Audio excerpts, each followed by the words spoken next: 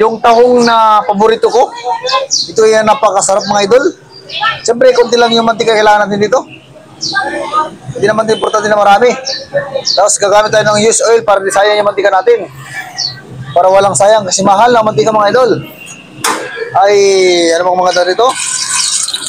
Ay. Una siyempre, unahin natin ng bawang. Bawang. Yan yung unang-una mga idol. Bawang yan ha. Yan. After bawang mga idol, lalagay natin yung luya. Yung luya ay nagpapasarap. Kasi yan. Imigos-migos lang natin sandali. After migos-migos natin mga idol, ay susunod natin itong sibuyas. Sibuyas ay nagpapasarap mga idol. Yan. Yan ang sibuyas mga idol. Tapos mga idol ay kamatis. Kamatis mga idol. Yan. Diba mga idol? Napakasarap ng mga idol. Kaya ito yung paborito kong pagkain, tahong. Kasi gagawin ko siyang sinabawang tahong mga idol. Siyempre lalagyan natin mga idol. Yan. Lagyan na natin mga idol. Siyempre, nigos-nigos lang natin mga idol. Para masarap ang tahong ni Carla. Ang tahong ni Carla ay masarap. Kaya mga idol ay ito yung masarap na luto ng tahong.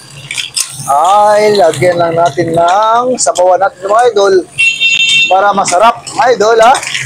O kanya-kanya lang mga idol ang pagluluto. Dating army mga idol. Kaya mahilig magluto mga idol.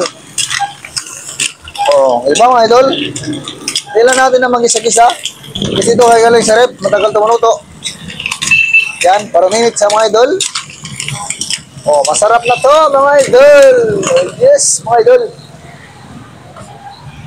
Ang mapika.